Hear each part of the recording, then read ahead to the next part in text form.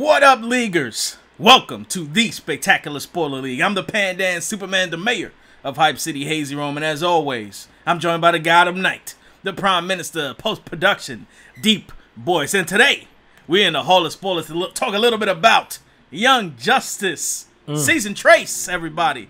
Young Justice Outsiders. We're doing the top 10 villains we want to see in Young Justice, baby. Is that the official name? Young Justice, Outsiders? That is the official name of Young Justice Season 3, which will be debuting on DC's streaming service, which they've given us no details about, DeepBoyce. None whatsoever. None. But we're here to, kind of fill out the space in between of what we know to try and figure out what we don't know, and specifically what, what villains, what antagonists we'd like to see. The Young Justice, the Outsiders, the Justice League, whoever's the heroes in this next season, who are they going to go up against in Season 3? So we got a nice little top 10 list that we thought about. I mean, listen, these aren't your average top 10 lists or top 5 lists. We're bringing the heat. We're bringing the fire. We're bringing the fire, man. We're bringing the fire, man. This is not just solo villains. Some of these are teams. Some of these are groups. And we even got our own little spin on what we want to see, man. And it's not necessarily Season 3. We just want to see the Young Justice beyond, because we may see Young Justice go for many seasons. Hopefully it does. Agreed. But anyway, DeepBoyce, man, let us start off with number 10, numero 10, starting off this top 10 list. Who we got? Number 10 is your boy Roman Sionis, also known as Black Mask, a big Batman villain. Yes. Someone who also has big pockets, and particularly we kind of threw him out there because he's not often used. We both kind of think he's kind of cool. Yes. And you can also catch him in the recent DC Rebirth comic book, Red Hood and the Outlaws. Yes, sir. He was one of the villains in that. But we were kind of thinking, how exactly can you throw this villain out there for an interesting mix? And since he has a lot of money, he's got those big pockets and connections in the criminal underworld. He's a baller. Know he's a baller. And for sure, we know that Sportsmaster is going to make a return. He's going to be a presence in Young Justice Season 3. Maybe Sportsmaster's being funded by Black Mask. For what reasons? We may not necessarily know. Maybe Black Mask is interested in the black market trading and selling, buying and selling of Reach technology, which was a big part of Season 2 in Young Justice. And maybe, he's making that money. He's making those moves, and he needs people to keep the Young Justice, the Outsiders, or whomever off his back.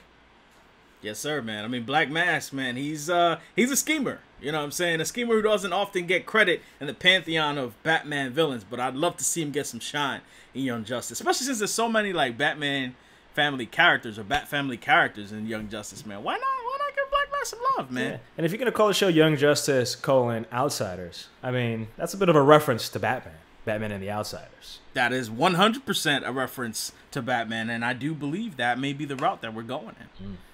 Number 9, we've got another thing from the Batman mythos, another group from the Batman mythos. We've got the Court of Owls, baby. So the Court of Owls, man, there's some schemers, you know what I'm saying?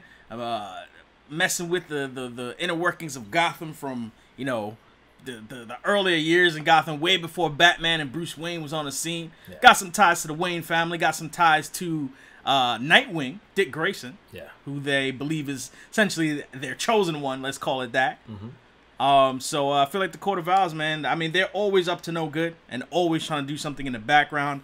Young Justice has done really well with behind-the-scenes machinations. Look no further than The Light featuring Vandal Savage, Lex Luthor, and so on and so forth, man. Yeah. So I would love to see the Court of Owls make an appearance. And they even had a baller, story arc with Calderon, who was working behind the scenes with his father, Black Manta. So, have, again, since it seems like they're doing some sort of Black Ops, I guess, something that's outside of the purview of the Justice League or typical Young Justice, maybe, you have Dick Grayson as Nightwing working within the Court of Owls so they can, dismantle it from the inside. I mean, who knows? I mean, the showrunners, we have a lot of faith in them, so we're kind of lobbing them some good stuff and see how they can work with it.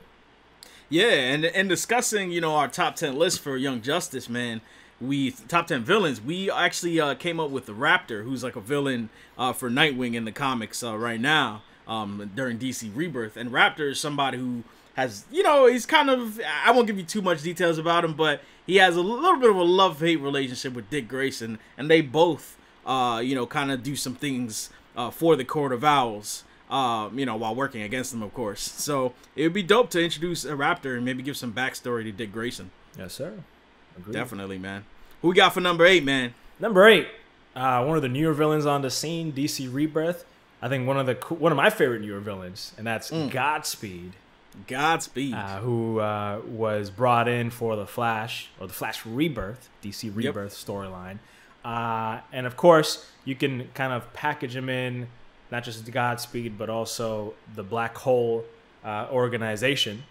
Also, implicated with a few other characters that are new to Flash Rebirth comics. And we don't want to throw too much out there, and for fear of spoilers, because you should definitely check it out yourself. But again, I mean, Wally West is a big question mark for a lot of fans of Young Justice. Where he'll be, what will happen? Will they delve into the Speed Force? What role will Impulse play in Young Justice Season 3? Will they try and maybe bring back Wally, or try to delve or mess around with the Speed Force to try and maybe contact him or bring him back? And what better than an organization that uses the Speed Force for their own nefarious means? And of course, you need that final boss in Godspeed, who's pretty goddamn cool. Got a great name, got a great look, and he's just right for the picking to be used in a show, a movie, anything. Or Young Justice could definitely trailblaze by using them first before any other the Flash CW show, or maybe the Flash movie. Yeah, definitely, man. I mean, Black Hole, they're an organization that basically tries to steal Speed Force energy and use it for some bad deeds. You could even, in the comics, Godspeed has a relationship with Barry Allen, but as you alluded to, with Wally West, in air quotes, dead in Young Justice. I'm gonna go ahead and spoil it. If you haven't caught up with Young Justice already, you should have, and now you got spoiled. But he's, dead in air quotes, but we think, and many other people think, that he's actually in the Speed Force. You can have his return tied in to the creation of Godspeed with a Speed Force storm or something along those lines, like he, basically his origin is in the comics. With Black Hole, they're trying to steal Speed Force energy. Godspeed wants to get faster. It writes itself. You know what I'm saying? If you wanted to kind of mix Black Hole and Godspeed together. You also have the character of Mina Dewan. She's in the comics right now. She has a whack ass name, Fast Track. It's a whack speedster. I'm sorry. She has some ties to Godspeed, Black Hole, and the whole situation. I don't want to spoil that because that's kind of a big spoiler. Mm-hmm. But Godspeed, number 8. Mm-hmm. Numero 7, DeepBoyce. We've got the Sinestro Corps, baby. Sinestro Corps. Uh-oh. We want some Yellow Lanterns in the mix, man. Yes, listen. We know the Green Lanterns are in the show. We've seen Hal Jordan. We've also seen Guy Gardner. And we've seen John Stewart. We haven't seen Kyle Rayner yet. Yeah. Guy Gardner kind of had like a quick flyby, but he's definitely in the show. But we haven't had that much Green Lantern lore penetrate Young Justice. And with the amount of enemies that you need to fight these huge rosters that Young Justice has, the Sinestro Corps, who capitalizes on fear, is I think a prime candidate for a young team who, of course, would have many fears because they are insecure about some of their abilities. Yes. And their, skills. And we're going to talk more about fear as we move on through the list. But I think the Sinestro Corps and Sinestro would be a good villain for them to go up against. The reason why Sinestro Corps and Sinestro aren't ranked higher is because he's more of a Hal Jordan nemesis, and I feel like you would kind of have to throw Hal Jordan more into the mix. Mm-hmm. That being said, if they wanted to, somehow bring the Green Lanterns closer to the Young Justice team, and they introduced a young Kyle Rayner, oh yes, that would be a way to kind of make the Green Lanterns a little bit closer to the main team that we have for Young Justice. Absolutely. You're reading my mind there, Hazy. A young Kyle Rayner, and you can even bring in a love interest such as Soranik, who is Sinestro's daughter. There you go. And she's a Yellow Lantern herself, but she was also a Green Lantern at some point, and maybe they fall in love, kind of Romeo and Juliet type of story, and then maybe she sees the light, maybe she becomes a good guy. And Young Justice have done their love stories, man. Yeah. And and done them well. I'm not even mad at you. They've done them well, right? I have not been mad at any of the love, plot lines they've had. Artemis, Wally, Superboy, Miss Martian, fantastic. Young Justice, listen to DeepBoyce. Just do it. Just do it, man. Who we got at number 6? Number 6, we've got yet again another villain of Gotham and the Bat Family and the Outsiders. If you watched Beware the Batman, and which you should, and underrated show. That is Lady Shiva, who is sometimes a right-hand woman or a lieutenant of Ra's al Ghul. Ra's al Ghul? How do you pronounce that? I don't even know how to pronounce that anymore. I think I say Ra's al Ghul. Ra's? I think I say Ra's al Ghul. We'll go. It's up for debate. We'll go with Ra's al Ghul, but oftentimes she works with him. Sometimes she's an antagonist of Ra's al Ghul. But the majority of the time, she is a villain, and a damn good one at that. One of the most capable hand-to-hand combatants in the DC universe.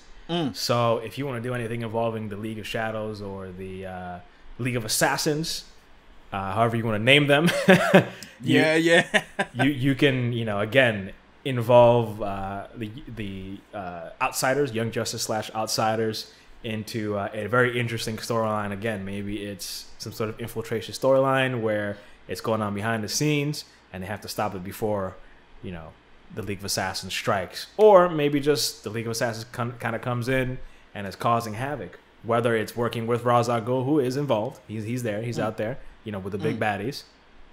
Or maybe it's, she's trying to, it's a coup, which often happens within the League of Assassins. And, with Lady Shiva, you can always introduce an avenue to bring in her daughter, the character of Orphan.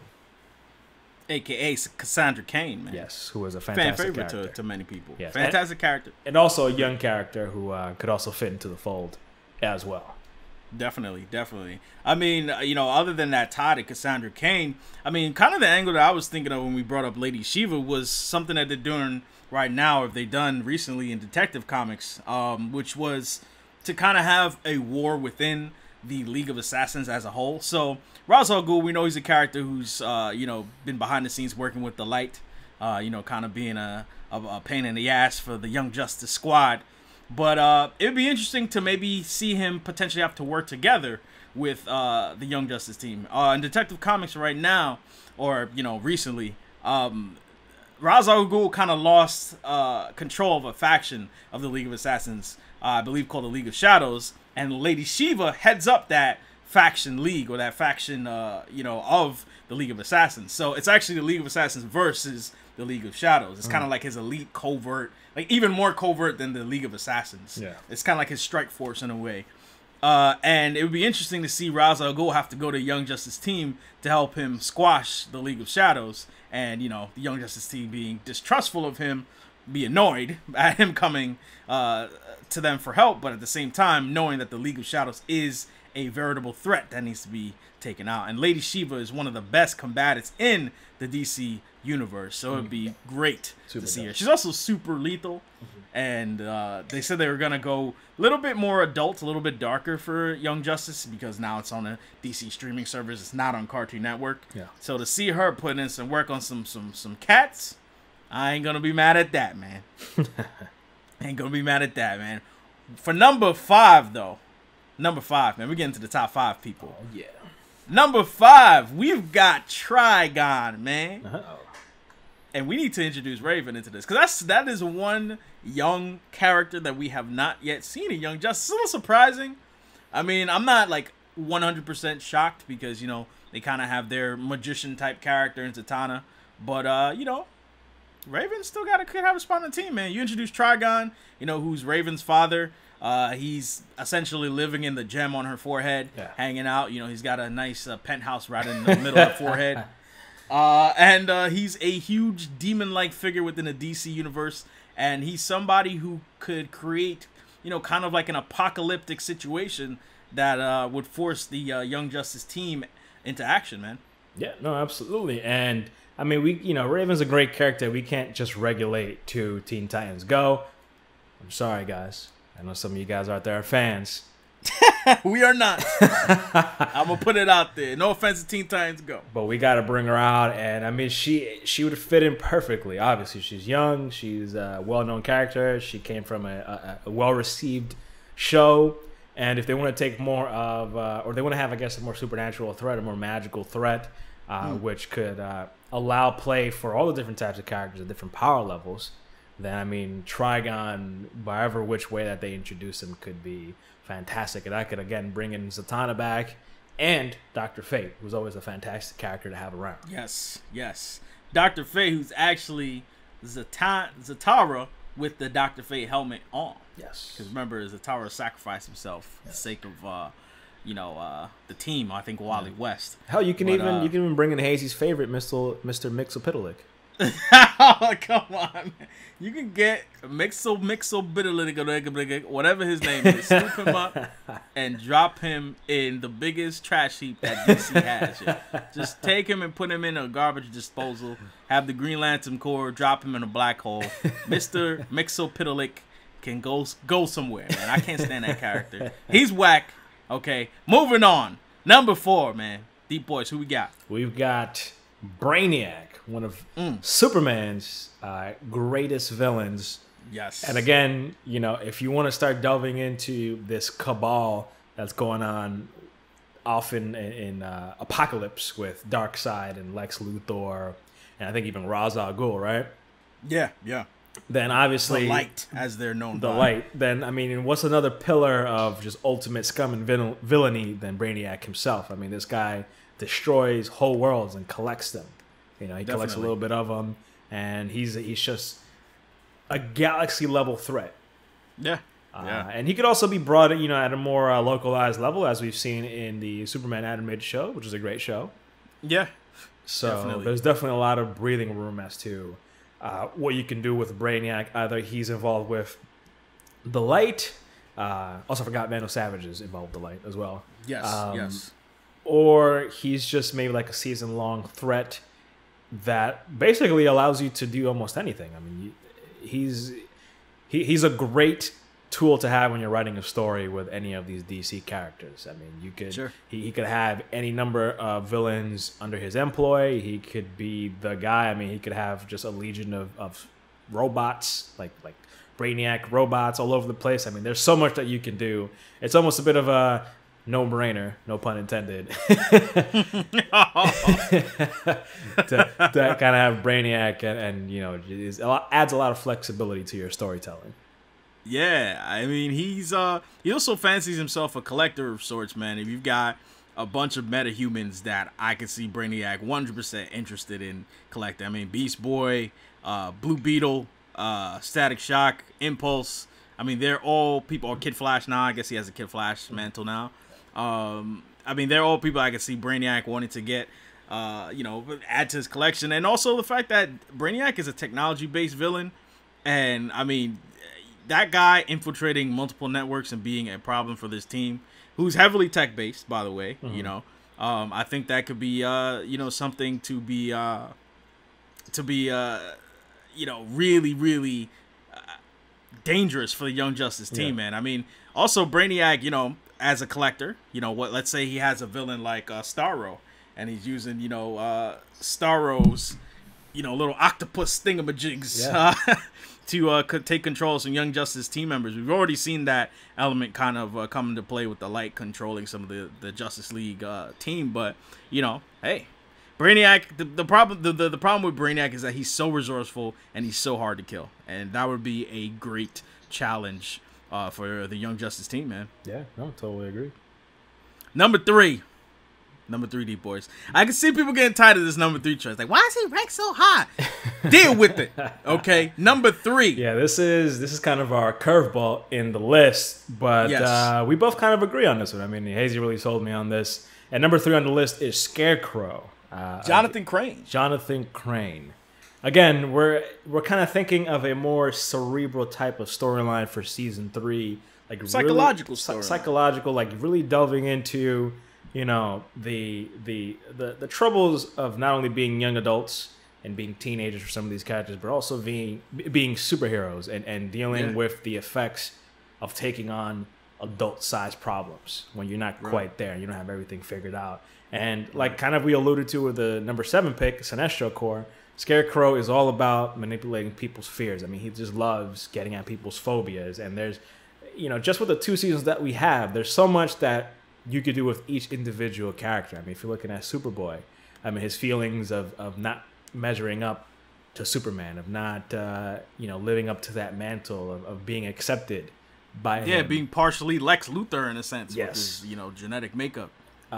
There's the fear of Calderon, and I guess his becoming his father, being a leader in his own right, and not, I guess similarly to Superboy, not being defined by his lineage, and trying to work out of that. There's Zatanna and her father, the fact that her father is Dr. Fate, and that presents like tons of problems. There's Arsenal, who's going through his own problems and is a character that has gone through addiction and personal issues and family problems and poverty and issues with Green Arrow. Artemis, who lost her boyfriend, who seems Wally. The whole crew was, they lost their friend Wally West. There's a lot to draw from. And then there's obviously the obvious storyline of, hey, we're under the purview of the Justice League, and we're trying to. There's always that idea of not messing up, especially when you got someone like Batman, who is never pleased. And to add another layer to that, Scarecrow by himself, you might wonder, like, oh, come on, man, this is Scarecrow we're talking about here. But, for me, it's more about the influence of Scarecrow and the fear toxin. What if, the fear toxin takes hold of somebody like Miss Martian, who's a telepath, and what if her mind being, she's definitely the most powerful telepath in the show. What if, she somehow infiltrates the minds of the rest of the team and puts them all in their own nightmarish situations? You named a bunch of team members who have, veritable fears. Blue Beetle, he's got the fear of the Scarab, taking him over. You've got, a number of Bat Family characters who have the looming shadow of Batman, and also who've gone through their own personal traumas. Imagine seeing, one of the characters having a flashback or a fear of becoming something like Jason Todd, because we know Jason Todd is confirmed to be dead in that universe. It can get extremely dark and adult with the fears. I think of, if you guys, I'm not sure if you leaguers out there have played the Arkham games, but the way the nightmare scenes or the fear toxin scenes were done in the Arkham games with Scarecrow were fantastic, man. Seeing Batman traverse a world composed of his fears is insane, and I think that could be really cool with these characters psychologically. Absolutely. And I personally would like it also to be taken a step further. Scarecrow is usually seen like he's difficult to get at, but he's easy to dispatch. He's usually kind of a little crazy and out there. But maybe if they take an approach where Scarecrow is a little bit more intelligent, a little bit more, Hugo Strange-ish or Riddler-ish, who kind of is able to... A little bit more scheming. Yeah, he schemes and he plans how to take down this crew of young superheroes instead of just having, I guess, a one-off storyline where he just throws some fear gas at people and then they have to deal with that. But really stretch it out. You could do something like really interesting and really redefine the Scarecrow character. He is a smart dude. He's a psychologist. So other than the fear toxin as a weapon, he has psychology as a weapon. And, Hugo Strange is a perfect example of somebody who uses psychological mechanisms to their advantage. But hopefully you guys are sold on Scarecrow at number 3 for us, man, because I felt like we need to explain where we were going with that. And I was like, just having this young team face their insecurities and their fears. We've seen already how fears have broken up the team or have affected the team, particularly with like Miss Martian, her hiding the fact that she was a white Martian. We saw what that did to her. And, that could be a really cool thing to have, in the show. But anyway, moving on to number 2. We've got Atrocitus and the Red Lanterns, man. Ooh. The Red Lanterns. All right. I gotta admit, I watched that Green Lantern animated series, which used to come on actually on the DC Nation block with Young Justice back in the day. And the Red Lanterns, you're dealing with rage. Angry teenagers is like teenagers being angry is literally like one of the biggest like stereotypes in our culture, man. The angry teenager, and we got some angry dudes, angry people on that Young Justice squad, man. Arsenal, man, dude lost like multiple years of his life being, a subject with Cadmus Labs, under Cadmus Labs. We've got Superboy, who's just always angry about something. And I feel like the Red Lanterns. I mean, can you imagine Superboy with like a Red Lantern ring? I mean, come on, dude's already awesome. Already like super powerful. That could be like a small sort of Superboy Prime type of storyline that they could kind of delve into. It'd be pretty dope. You reading my mind, bro. You reading my mind, brother. I mean, just having these characters, particularly with the notion of some of these characters maybe switching sides and, you know, being under the thrall of the Red Lantern Corps, but the Red Lantern Corps. I mean, just the idea, the notion of, once again, cannon fodder, right? You got a whole corps, a whole legion of enemies to go up against with, you know, the blood-seeking Atrocitus at the helm. I think that could really go a long way to kind of, you know, drive up the conflict, man, and present a veritable, like a valid enemy that they could go up against.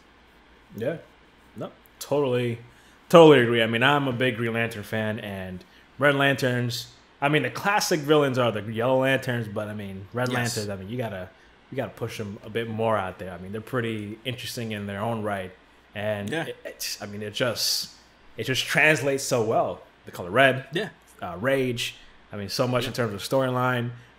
Just having Atrocitus there. I mean, to me, he's like a Mongol type of character, someone that's just like a brawler. I mean, it'd be so dope, and we ranked, we ranked him so much higher than the Sinestro Corps because, I mean, just because Sinestro's so inherently tied to Hal Jordan, we just felt like that connection was something we didn't want to break, and we didn't want to have Hal Jordan necessarily be the centerpiece of a Young Justice storyline. But Atrocitus allows more freedom. With the whole rage mantra and them trying to stop him. And hey, if they want to get even more crazy, I mean, Kyle Rayner's my favorite Green Lantern, but maybe instead of Kyle Rayner, they could bring in the two new Green Lanterns, Jessica Cruz and Simon Baz. There you go. Yeah. There you go. That's a good idea. That's a fantastic idea. I mean, also, you know, speaking of Green Lanterns, there also have been some Green Lanterns that have wielded the Red Ring. So, your boy Hal Jordan and Guy Gardner have both handled the Red Ring of Rage. Also, you know, Kyle Rayner, being a White Lantern in the comics, clearly has access to the Red Rage spectrum or emotional spectrum as well. So, you know, there's some chance to showcase some villainy there and some wild things going on and some beatdowns. You know what I'm saying? Yes, sir. But DeepBoyce, man, we are rounding out this list with our numero uno pick. Lay it down for the leaguers out there. Number one, who we got? Number one pick is the Crime Syndicate. Now, the reason we put the Crime Syndicate at number one is because we're looking to see, I guess, some interdimensional shenaniganery going on here. I mean, good word. I like the vocabulary. For starters, there could be a situation where maybe there are some doppelgangers or something, and you know, some characters don't seem what they appear to be. You know, obviously you could have characters from an alternate mirror dimension that are evil, and they come in and they hijack or they kidnap some of the characters we kind of already know and love. Or they could just serve as, I guess, evil versions of the characters we already have introduced, but different enough for them to not be just like copy paste versions of the heroes we got there. And also it could allow for the Justice League to have their hands full and really allow the Young Justice and the Outsiders, whatever they're going to call themselves this season, to shine and to really make their presence known. I mean, it would be pretty dope for Young Justice to go up against an evil version of themselves, or you know, I mean, maybe they could just throw in a few, you know, kind of add and subtract a few of the Young Justice characters out there that are looking to take over this dimension or looking to, I don't know, destroy things. I'm not sure what their motivations would be, but this could also be by way of, let's say, Darkseid, who is just like trying to further fracture the heroes so that they can eventually make their presence known as the light, and I guess to take over Earth, take over the villains, destroy the heroes, and maybe gain control of the galaxy or the universe, or have wealth, or whatever it is that they're going for. So yeah. That was well said. That was well said. And, you know, just to top that off, man, you just, the idea of the Young Justice Squad facing up, once again going the psychological route, facing off against a squad of people or team that represents their inner demons or their evil side manifesting itself. It plays into the whole doubts and fears that this young team has. You know, to see, you know, someone on the other side of the spectrum, the other dimension, where they didn't, you know, go down the path that they themselves chose to be good, you know, to fight on the side of good, but they went the dark path. And I think it could shine a light on some of the inner demons the team has to face. So the crime syndicate at number 1 also, once again, presents things for them to punch, and I think that that works. That would work really well. But anyway, guys, who do you want to see in Young Justice Season 3? Whether they be heroes or villains, who do you want to see appear in Young Justice Outsiders or in future seasons of Young Justice? Let us know if you disagree with any of the choices on our list. Let us know who your top 10 list of villains that you want to see in Young Justice are. Guys, we want to know your opinions, and let us know, by all means, if you are hype to see Justice League returning, guys. By all means, hit us with a like and subscribe to join up with the Spectacular Spoiler League, because you may not be able to join Young Justice, but you can join us. The doors are open, baby. Yes, sir. Me and DeepBoyce, we are heading out of the Hall of Spoilers. We will catch you guys on the next one. Peace out. Peace.